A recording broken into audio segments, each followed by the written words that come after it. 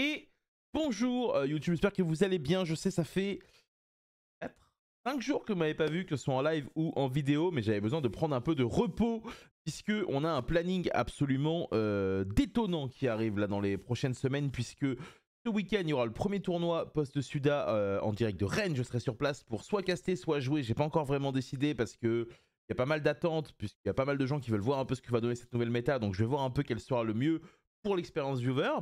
Derrière, il y a 2 YCS qui vont se jouer, et donc j'avais besoin de repos dans un moment creux où il y avait des avant-premières. D'ailleurs, j'espère que vous avez été chanceux dans vos avant-premières. N'hésitez pas évidemment à me dire dans les commentaires ce que vous avez eu ce week-end. Du coup, aujourd'hui, on va parler de Mitsurugi. Mitsurugi est un archétype TCG exclusive. Les dernières TCG exclusives qu'on a eues, que ce soit les Cendrés, que ce soit les... j'ai plus le nom, les Blédina, là, les Tistina, c'était quand même pas fou. Et là, pour une fois, on a des TCG exclusifs qui vont avoir un impact dans Suda. Vous les avez vus dans les vidéos d'avant-première de tous les influenceurs, ou alors ce week-end en avant-première. Et donc, je me suis dit que ça serait intéressant d'en parler et de vous présenter un peu les cartes, avec même une decklist qui est celle d'un joueur très influent appelé Trif, qui devrait globalement vous donner des pistes sur ce que va être le deck, même si évidemment, c'est des premières decklists, il n'y a pas eu d'événement, donc c'est encore très très tôt. Du coup, comme d'habitude, avant de commencer cette vidéo, pensez à vous abonner. Et on est parti parce qu'on a beaucoup de choses à dire sur ces cartes. Alors, donc dans un premier temps, pour rappeler ce que sont les Mitsurugi, ce sont des cartes rituelles reptiles qui vont dépendre de reptiles. Et globalement, c'est la base du truc. La carte principale, ça va être le Rituel Mitsurugi, qui est une, je crois que c'est une ultra, qui a 2 effets. Elle peut soit invoquer un monstre reptile depuis votre main, en sacrifiant les monstres reptiles matériaux pour l'invocation rituelle depuis ta main ou ton terrain. Soit elle peut invoquer un monstre depuis ta main rituelle en sacrifiant les monstres depuis le deck directement. Et là, directement, alors c'est un différent type d'invocation. Moi, ça va vous faire penser à une carte qui a été très très forte dans le passé qui s'appelle Shadow Fusion. Donc déjà, point important sur cette carte, vous ne pouvez pas H lorsque le rituel est invoqué depuis la main en sacrifiant du deck, puisque ça ne l'invoque pas du deck. Donc attention, si vous affrontez ce deck, à faire en sorte que votre adversaire ou vous, si vous jouez la carte, annoncez bien quel effet vous faites, de façon à tout simplement savoir si H est possible ou pas, puisque c'est une entrap qui est très très jouée. Évidemment, l'effet qui nous intéressait le plus, c'est l'effet en sacrifiant les monstres rituels depuis le deck, extrêmement fort. Et vous allez voir qu'en plus de cela, les monstres qu'on sacrifie, ils sont au nombre de 2 dans le deck, ils ont un effet. Donc les monstres qu'on va sacrifier, ça va être Mitsurugi no Mikoto Kusanagi, qui du coup, lorsqu'il est invoqué normalement ou spécialement, ou s'il est sacrifié, peut cibler un monstre Mitsurugi dans notre cimetière ou dans notre zone bannie, et l'ajouter à notre main. Lorsqu'un autre reptile qu'on contrôle va être détruit en combat ou en card effect, il peut se sacrifier à la place. L'idée c'est que non seulement il va se sacrifier, mais vu qu'il est sacrifié, il déclenche son effet. Donc globalement, il est très intéressant, mais c'est le moins intéressant des deux. Celui-ci, en général, vous allez le jouer x1, peut-être x2, mais bon, c'est une belle brique, quoi. Le deuxième, c'est lui le plus intéressant, c'est Mitsurugi no Mikoto Saji, puisque celui-ci, mesdames et messieurs, lorsqu'il est invoqué spécialement ou normalement, ou il est sacrifié, il va tuto une carte Mitsurugi, magie ou piège depuis notre deck à notre main. Et si un autre monstre reptile qu'on contrôle va être détruit au combat ou par un effet de carte, on peut le sacrifier. Donc ça, c'est un effet qui est commun aux 2 monstres communes, évidemment. Alors, il y a une carte que je vais vous montrer juste après, ne vous inquiétez pas. Je vais continuer la présentation.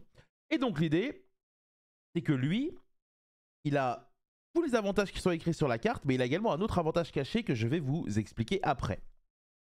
Ensuite, qui dit invocation rituelle, dit monstre rituel. Le plus intéressant, ça va être celui-ci. C'est Ame no Mirakumo no Mitsurugi. Qui dit qu'on peut tout simplement l'invoquer avec le rituel Mitsurugi. Lorsqu'il est invoqué, il peut détruire tous les monstres que l'adversaire contrôle. Donc ça, évidemment, c'est très intéressant. Ça fait un Rageki déjà dans un premier temps. Ensuite, lorsque l'adversaire active une carte ou un effet de carte, en effet rapide, on peut soit forcer l'adversaire à défausser une carte de son choix, soit on negate l'effet. Donc la réalité, c'est que vous avez l'impression que sûrement que c'est pas très bon. Mais souvent, dans les matchs actuellement de Yu-Gi de haut niveau, les ressources sont très très chères. Et donc défausser une carte, des fois, ça peut faire la différence. Donc la carte, selon moi, est très très très très forte. Et je vous avoue que ce week-end, j'ai réussi à en récupérer une en quarter lors d'un tournoi où je suis allé. Je suis vraiment très heureux. Je sais que je vais jouer la carte, donc je suis très content. Effet supplémentaire, lorsque la carte est sacrifiée, on peut tuto une carte Mitsurugi depuis notre deck à notre main, excepté elle-même. Puis en plus, on peut le réinvoquer. Donc globalement, la carte est plutôt bonne. Vous me direz ce que vous en pensez. Deuxième rituel, ça va être Futsu no Mitama no Mitsurugi. Donc lui, c'est une super, hein, je crois, de mémoire. Donc en gros, lorsque l'adversaire invoque spécialement un monstre exceptant un damage step, on peut cibler un monstre reptile de notre cimetière, l'invoquer spécialement. On peut le faire évidemment une fois par chaîne. Et si cette carte est sacrifiée, on peut tutoyer une carte Mitsurugi du deck à la main. Et ensuite, on peut le respecial summon. Donc globalement, attention, cet effet-là, évidemment, est une fois par tour. L'effet de se respect, sinon ça serait complètement broken. On a également une piège. La piège, c'est une carte qui est complètement cassée en Go First. Mitsurugi Great Purification. C'est de l'anglais. Pourquoi j'ai mis cet accent? Ta gueule, Vince. Lorsque l'adversaire active un effet de carte, on peut sacrifier un monstre de niveau 5 ou plus reptile. On annule cet effet et si on le fait, on détruit la carte. On peut ensuite bannir cette carte depuis le cimetière pour cibler un monstre reptile qu'on a dans le cimetière pour tout simplement l'invoquer SP. Mais si on le fait, on doit sacrifier un autre monstre qu'on contrôle. Donc vous l'avez compris, on va sacrifier un des rituels et en plus de ça, l'effet du rituel lorsqu'il est sacrifié va simplement s'activer. Il reste une carte que j'ai oubliée, donc là je vous spoil un peu la decklist qu'on va regarder juste après. C'est une des plus fortes. C'est évidemment le Prayers. Qui du coup, lorsqu'on l'active, peut nous permettre de sacrifier un reptile directement dans notre main ou sur le terrain. Et globalement, l'idée c'est que soit on l'active, on fait un des deux effets suivants, soit on l'active en sacrifiant un reptile, on peut faire les deux effets. Donc le premier effet c'est ajouter un Mitsurugi depuis notre deck à notre main, donc ça nous permet d'aller chercher le rituel ou alors un Sagi si on a besoin de commencer avec. Et sinon, le deuxième effet c'est prenez 800 et vous pouvez invoquer spécialement un Mitsurugi depuis votre main, depuis votre main au cimetière, mais il ne pourra pas attaquer directement. Alors, ce qui est assez intéressant, c'est que beaucoup de gens qui n'ont pas encore forcément joué contre le deck ont l'impression que Droll and Lockbird va être une réponse exceptionnelle à ce deck-là. Mais attention, Mitsurugi Prayer, c'est une magie rapide, mesdames et messieurs. Ce qui veut dire qu'on peut peut-être jouer en draw phase. Voilà, je ne vous donne pas trop tous les petits tricks, mais voilà, je vous explique un peu certains trucs, je vous laisse y réfléchir juste après.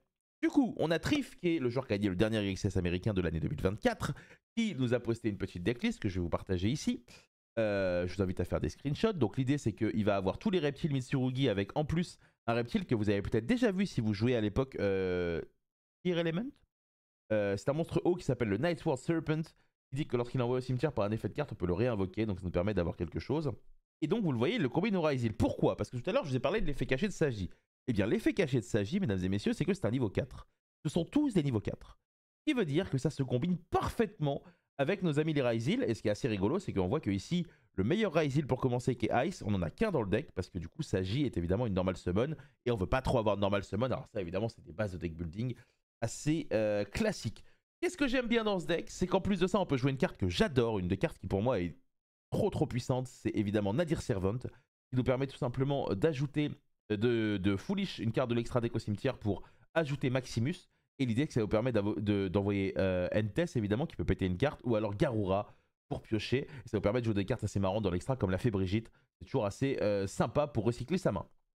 Donc globalement, la base est simple. Des Ryzil, des Mitsurugi, des Nadir Servant. Ensuite, on va voir ce qu'on met, évidemment, des Bonfire. Là, ici, on voit qu'on a des droplets, des TTT, des PTT. Ça peut être autre chose. C'est juste une decklist de base qui vous permet de démarrer pour voir où vous pouvez aller. Et mon petit coup de cœur, évidemment, de ce deck-là, c'est qu'on peut jouer ce magnifique monstre, le King of the Feral Imp, évidemment en français, le Roi of the Feral Imp, qui du coup, une fois par tour, peut détacher un matériel pour acheter un reptile. Une très vieille carte, donc vous vous en doutez, c'est un once per copy et pas un hard once par turn. Corrigez-moi si je me trompe, mais j'en suis quasi sûr. Et du coup, ça rend le truc exceptionnellement cool à jouer. Donc voilà globalement ce que ça donne. Est-ce que selon vous, ces reptiles vont avoir un rôle à jouer dans la méta pour les premiers tournois Suda? Est-ce que selon vous, ces reptiles vont être comme les Bledina, là, vont être pas ouf? C'est à vous de me le dire dans les commentaires. Vu que j'ai récupéré une petite quarter, j'aimerais bien en récupérer une deuxième. Regardez, je peux pas vous la montrer, mais bon, je vous la montrerai en stream. Et concernant le stream, je suis de retour dès demain, après ces 4 jours de repos. On va commencer à préparer tranquillement le tournoi de la DAC à Rennes ce week-end, en sachant que là, comme je l'ai déjà dit, ça va s'enchaîner et ça va être exceptionnel si vous aimez du Yu-Gi-Oh! Donc n'hésitez pas à vous faire un petit compte Twitch si vous êtes uniquement sur YouTube, juste pour regarder au moins les tournois.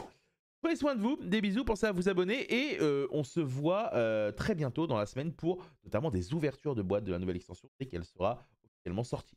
Au revoir!